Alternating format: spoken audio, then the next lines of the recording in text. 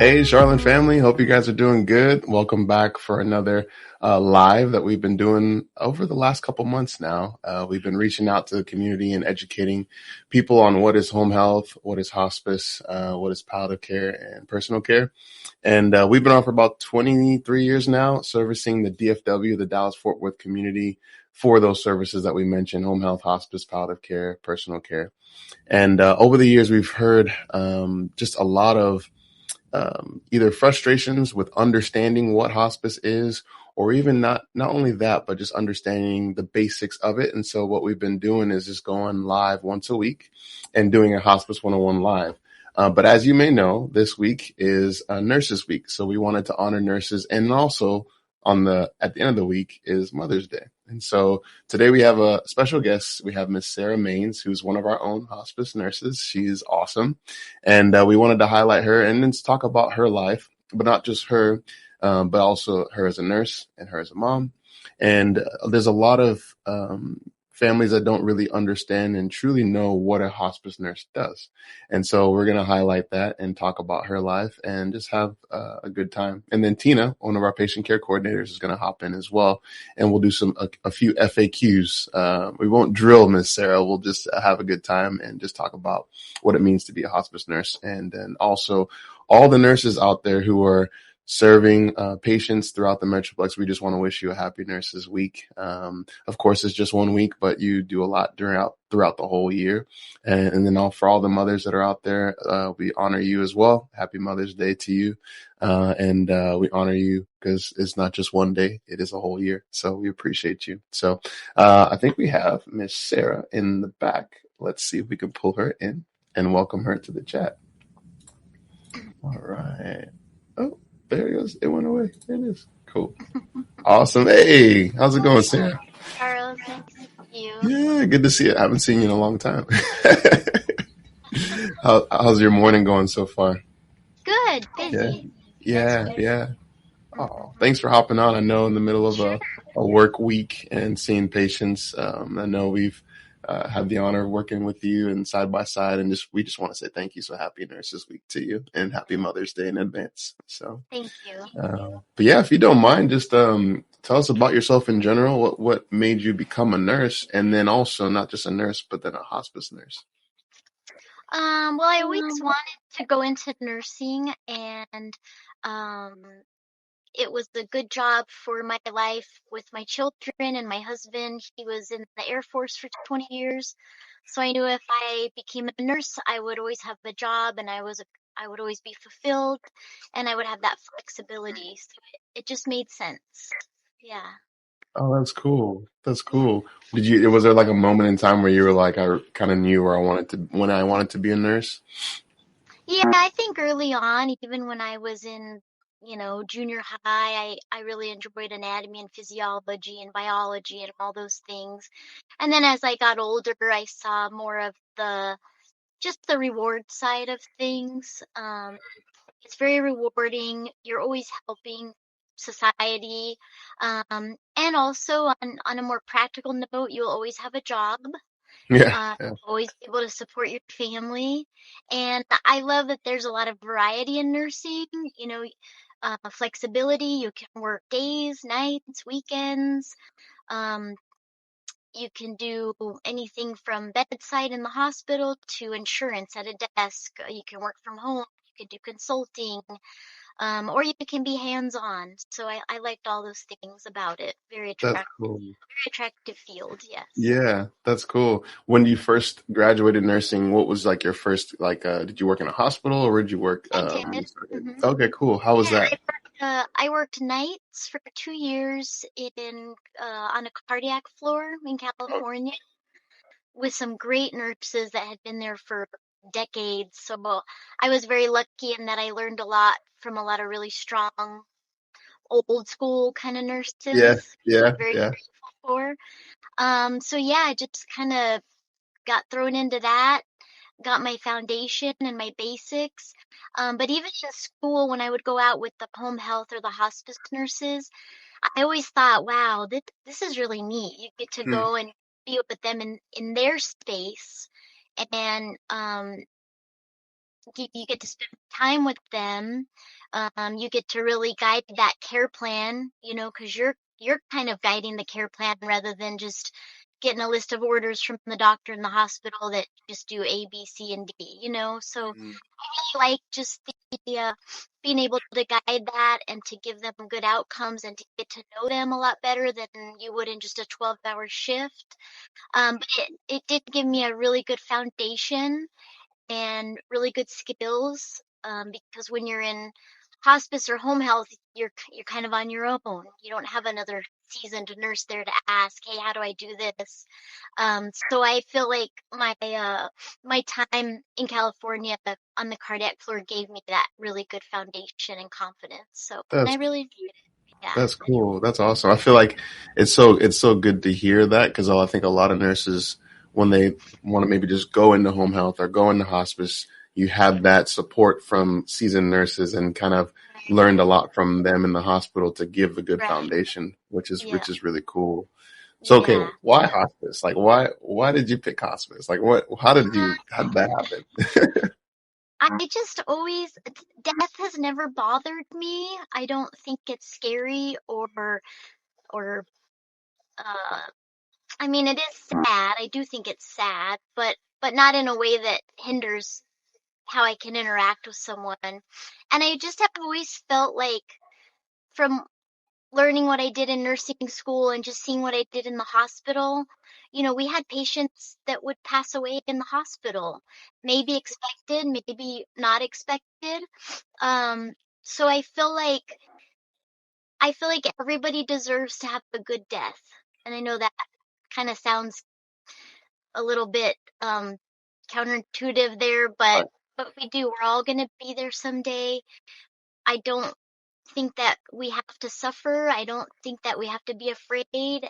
And I think that being a hospice nurse, you're just able to be that bridge between that fear of the unknown, the fear of pain, the fear of suffering, the fear of your family suffering, and we can be the bridge that kind of answers all those questions and those fears, and I just love being that person. I feel like our patients put up a lot of trust in us, and it feels good to be the expert in the room that's going to make everything a little bit easier and a Yeah, little bit more memorable and in a good way, yeah, and have those regrets put aside and do it the right way because you only get one time, right? yeah. So That's true. Yeah, so it's yeah, that's so. I love how you said a good death, right? It's kind of right, like we talk about this a lot, you and me, about like the birth cycle, like having a baby, and then at the end of life, like that. Those are two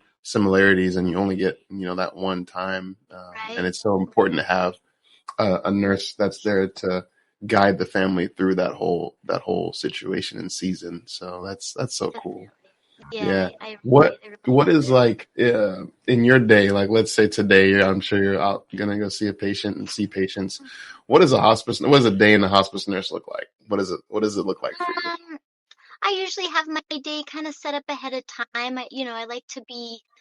Um, I like to be organized. I like to make sure everybody has what they need. I don't like walking into a situation kind of blind Mhm. and not knowing what I'm walking into if it's a newer patient. So I kind of organize my day, and then I just start seeing patients. I try to spend at least 45 minutes to an hour with each patient and family so they don't feel rushed or like I'm not focused on them. I would usually see between 4 and 6 patients a day. We're responsible for everything from just doing an assessment. We do wound care. We organize medications and make sure they have all their refills. There's nothing worse than being without your pain meds on a Friday afternoon, right? So I try to always make sure that everything's covered, all needs are met. My motto is with my families is better to have it and not need it than need it and not have it. So I look at equipment, I look at medications, I look at supplies, because we're it. When they run out of stuff, they can't call their doctor and get an appointment. We're it. We're their everything. So I want them to always feel that they have everything they need. And just seeing patients, spending time with patients, gathering information, doing assessments, looking ahead to those declines for our IDT meetings and our care plans. And then, of course, the wonderful job of documentation. Oh So yeah. always there waiting, and I try to be very thorough and paint a good picture, not just for myself, but for other clinicians. Also, just coordinating with our aides, our social worker, our chaplain, the office. I know they're all just amazing and couldn't do it without them. So I think it's a very coordinated team effort, and I love that. So. That's cool. That's cool. What are some of like the things that you hear families a lot when they hear hospice, or maybe you go see a patient for the first time for the admission? What are some of the questions that they ask you? I know a lot of times like morphine is a big like question, like what is Right. morphine, or what are some things that families ask you that I think they hear a lot of things out on social media or movies about hospice, but what are some things that you've heard that you kind of have to like debunk or like kind of help them understand what is true? I guess I would say there are three main ones. Number one would be just hospice in general. A lot of people, especially the older generations, think that we come in like 2 or 3 days before someone passes away. And that's really not the case. The sooner we can get in, the better. We can really improve quality of life and comfort. We can advise on medications. We can treat things and give someone. I've always thought that hospice actually extends a person's life because they are getting more care, they're getting more attention, they're getting faster adjustments on things like blood pressure medicine or if they have an infection. And it actually can sustain a person not only longer, but at a higher quality of life, Right. you know, because you get to a point where it's either, wait a week to get into the doctor or go to the ER, and that's a terrible place for someone to be. So we're a good bridge there. Number two, I would say the drugs. People think that they're gonna get addicted or it's gonna cause them to pass more quickly, which it's not. It doesn't. And I always just focus on the fact that morphine is very effective. It has very low side effects, and it's very accessible, and it's very being that it's a liquid and it's a concentrate. It's very you can cater it to every person exactly for what they need. They can get a little tiny bit, or a little bit more, or a little bit more. And I try to stress to families that pain is not a one size fits all. Pain medicine is not a one size fits all. And we can really tailor it to maximum pain relief, but also maximum alertness if Hmm. that's what they're wanting. So I just try to take that fear of the morphine away because we're not really worried about addiction at this point in life. And morphine is wonderful for pain. It's wonderful for shortness of breath. Hmm. And it does have the opioid effect of everything's okay. I'm warm. I'm comfortable. I'm happy. I'm not afraid. And at end of life, I would think that's kind of what we all would like to Hmm. feel.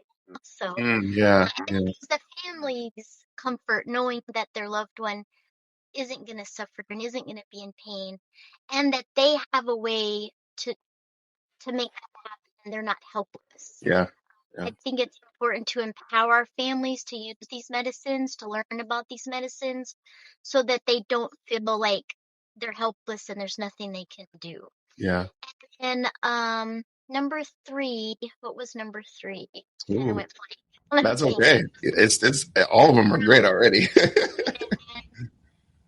So we talked about hospice, what it is. We talked about morphine, and then Right. also maybe, what do you think? Could be Hmm. anything. I just had a total just. It was like there and it was like perfect. Yeah. I always tell my patients, hold on, it'll come back because Yeah, it's a it lot will. of It will. information. Yeah. I And think, we do it every day, but every once in a while it just yeah, goes. yeah. Yes. No, it's all good. I think what you said was pretty powerful because I think when someone qualifies for hospice, a lot of times the hesitancy is like, okay, what is hospice? I don't want to do this. But like you Right, mentioned, is not only it doesn't mean they're going to pass away right away, but having the hospice team or the nurse there, you develop that trust. So that now when they right, talk about morphine, they can say, right, "Oh yeah, Miss Sarah, I trust her. I know she's guided my family through this already. This is a stage where the pain is getting worse, shortness of breath is getting, or breath of getting is getting worse. Sarah, what right, do you right, think?" Then they already have that relationship with the nurse to be able to say, "Hey, let's guide you on these steps and these are the protocols," right, so that it's a guidance, it's a pathway, so that they know what to expect, when to expect it. So I right, think it's huge what you said. I think it's a massive thing, you know. right. Yeah, well, I think the root of all anger, uh, hopelessness, it is fear. Yeah. And if we take that fear away, it really empowers Mhm. people, Yeah. and it makes Yeah. them feel like Yeah. they've done such a service to their loved one. And I always thank my families. Not everyone can be at home when they pass, but the ones that are able to be at home, their families are doing the work. They're doing the Yeah. 24/7. And I always thank them for giving their loved one that, because that is just the greatest gift you can give someone, because it's not easy and it's not fun and it's very scary, but they do it all the time. And I'm just amazed at how wonderful our families take care of people that they love, because we're Yeah. there for an hour here and there, but they're the ones doing the work, Yeah. and it's really, Yeah. Yeah. I commend Yeah. them. Yeah.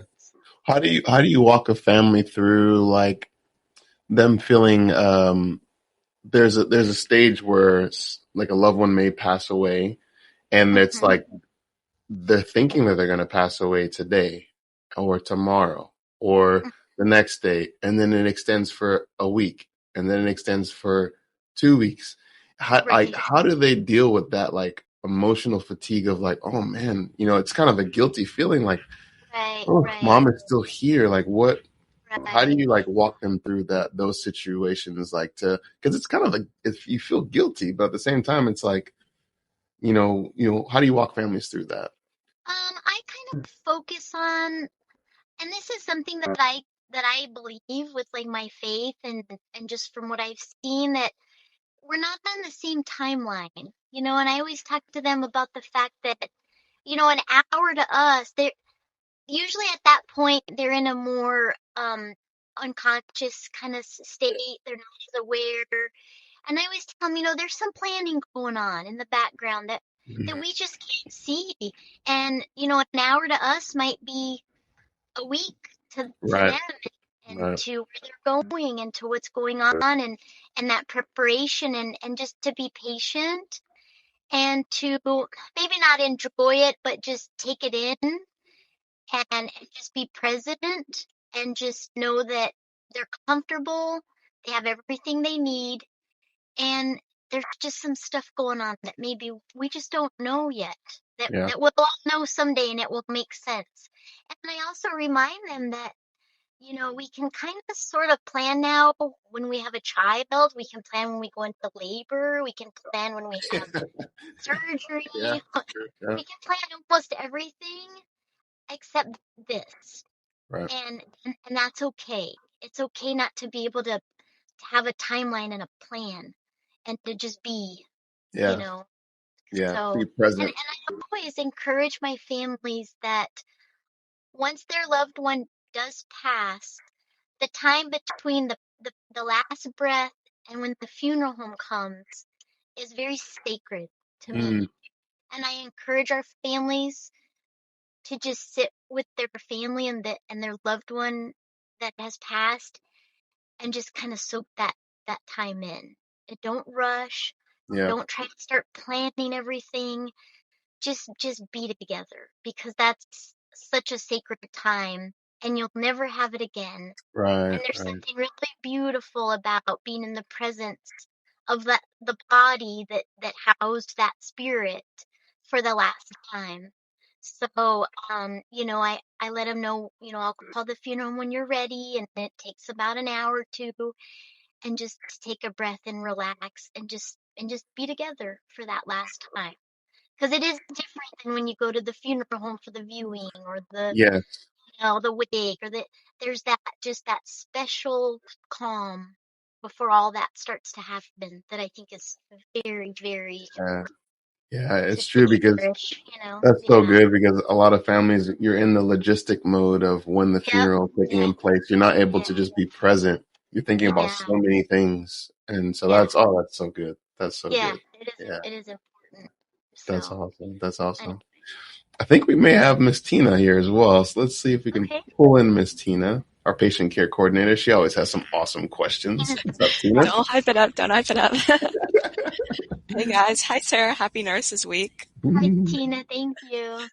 So I do have a couple questions I wanted to ask. So I know when you're with a bunch of patients, you build these like strong, unique relationships with them. Is there Hmm. anything a patient has said or even like unintentionally mentored you about that's like still stuck with you? Oh gosh, that's a really good question. There's probably so many, but I don't know. I go back to a poem that, and I think I've mentioned it to you all, Oh that yeah. one of my patients wrote, that I was sitting with her painting her toenails of all things, and she asked me, she said, um, would you like to hear my poem? And I said, oh my gosh, of course, yes. And so she got her little notebook out with her messy handwriting, and she read me a poem, and it was just the two of us with me painting her toenails, and it was the most beautiful thing I had ever heard. Wow. And all that the whole poem centered on was what she was thankful for. Mm.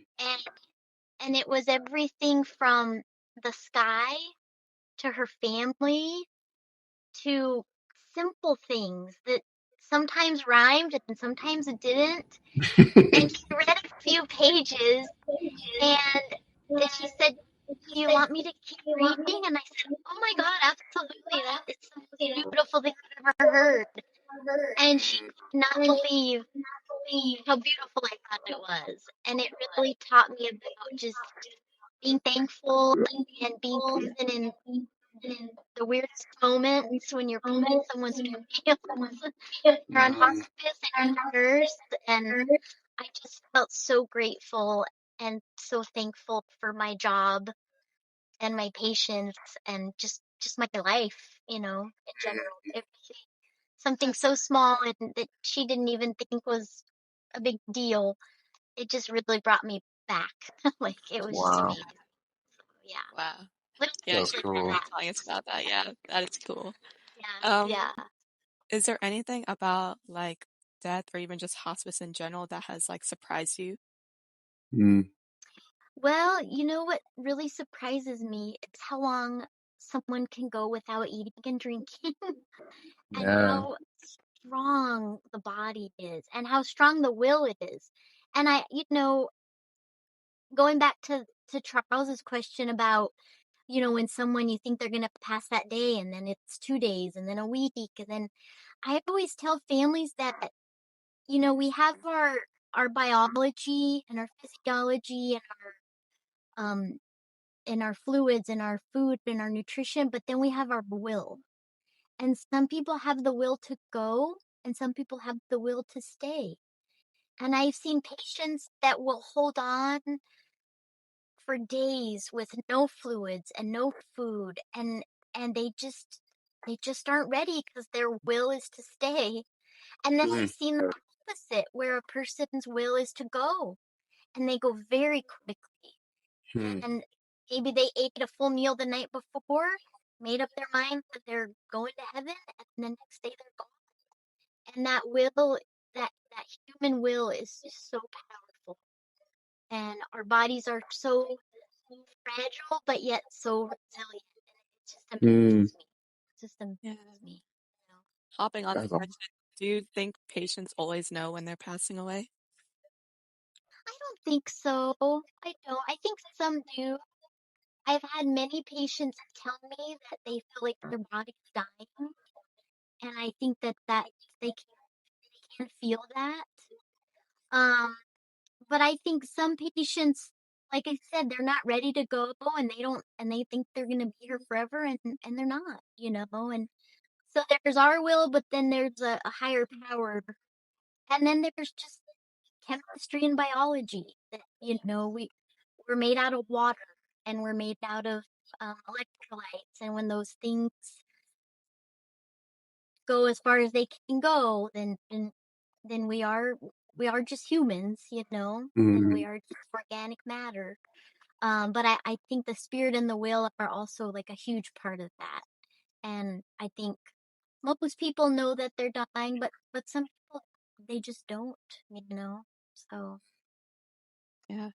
I know you've kind of touched on this throughout the whole kind of podcast, but what would you say is your favorite thing about what you do, specifically related to being a hospice nurse? I I think just connecting with people and families, and this is you watch the news and the world looks like this terrible place. It's really not. There are so many good people in the world, and so many different backgrounds and um, experiences and generations and diversity, but I think deep down we're all just good, and if we just take time to like see that and give people the benefit of the doubt, that's what I see in my patients and my families every day. And I really, really love that. I really do. I just love that connection with other human beings. I just love other human beings. That's a good quality to That's have a in good your thing. I just think people are so interesting and so valuable, and so it just never ceases to amaze me just how wonderful people are, and I get to meet and spend time with them every day, and I just think it's wonderful. That's what I love the most about my job. That's perfect. Last question, throwing it back to nurses for Nurses Week.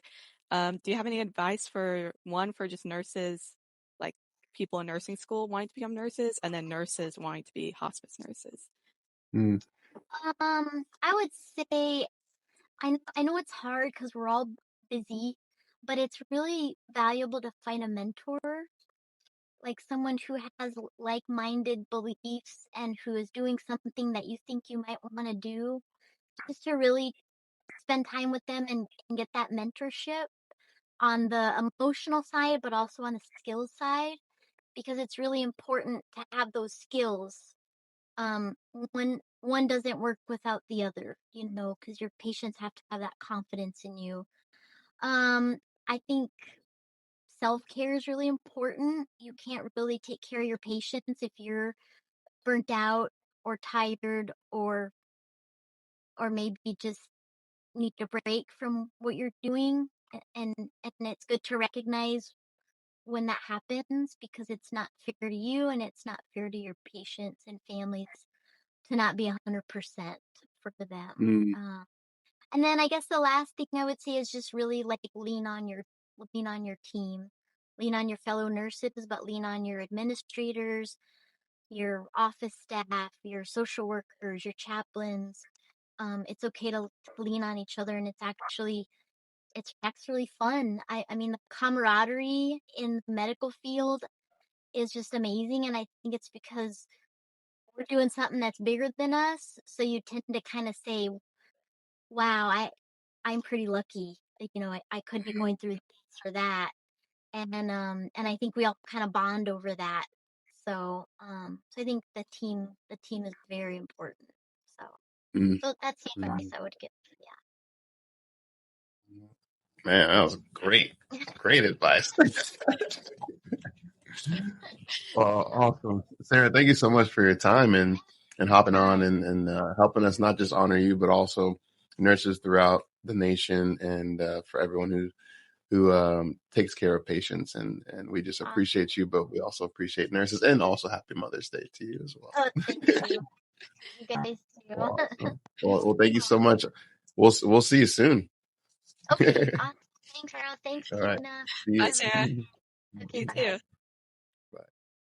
Sweet. That was awesome. That was pretty cool, wasn't it, Tina? That was great. She's amazing. Yeah.